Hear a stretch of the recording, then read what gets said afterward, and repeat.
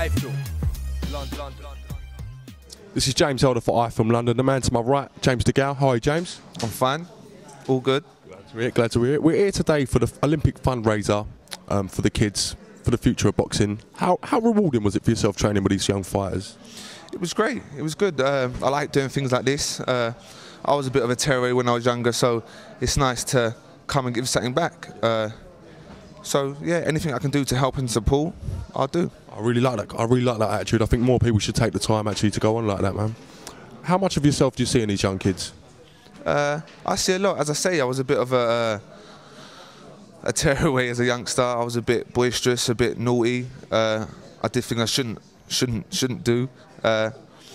So yeah, I see. Just a normal teenager then. A normal teenager, yeah, just being boisterous and being naughty, basically. So I see a lot in these. How important do you think the local boxing gym is for these kind of kids to give them the impetus to kind of stay out of trouble and turn their life in a good direction? Listen, if I didn't have boxing in my life when I was 10, 11, 12, going up to 16, I don't know, I could probably be in prison, or I know it sounds a bit raw, but I could be dead. I know it sounds silly, but yeah, so if I didn't have boxing and the boxing clubs, you never know.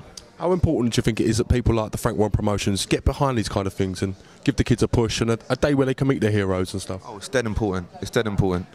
Frank's obviously come in and he's helping out, so it's great.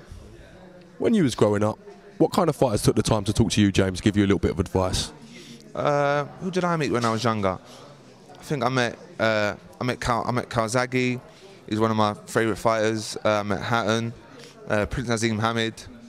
So they were all inspirational to me. So it was nice. It was all good. Last time we spoke to you was just before the fight, the war. Everyone knows about it. It's one of the most talked about fights in boxing. How much of a setback was the Groves fight for you, thinking about it now? Do you know what? It's just a minor hiccup, really, because it was so close and so controversial. As I say, I'm still on the same path, still on the same journey to become a world champion by next year. Everything's still on course. Well, I think if you look at a lot of great fighters in the past, great fighters have suffered defeats and gone on to achieve great things. Do you think it's a learning curve and something that's going to give you a little bit of more inspiration? Definitely. As I say, I've learned so much in that fight. Like the first time I got cut, first time going the full 12 rounds, and even things like I will never let someone run away and nick the fight like that ever again. So I've learned a lot. Was there a little bit of banter in the ring between you and him? Was you kind of talking and giving it to each other? There was a couple times where I said to him, I can't remember what I said now, it's a bit of a blur, but I probably hit him and said, "Oh, you like that, yeah, George?" Or like, I think at the end of the round he said, "I won that one." I went to the ring. There was banter in there. As I say, it was a mad big build-up. There was a lot at stake. Obviously, the British and the Commonwealth titles, and the bragging rights, really. Is what I'm saying. Have you and him kind of not cleared the air, because it's the wrong word, but had a little chat and kind of agreed to push things forward? No, as I say, we don't like each other. We'll never be friends. Yeah, no, we ain't talked and we won't talk. That's what I'm saying. Hopefully we'll be able to box. Hopefully we'll box again down the line in the next year or 18 months. I wanted a ring match straight after the fight, but he said no.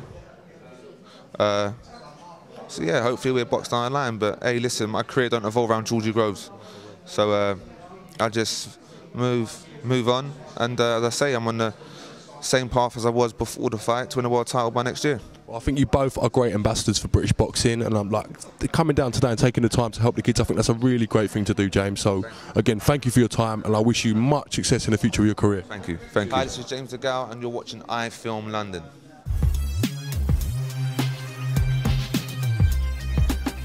iFILM, London.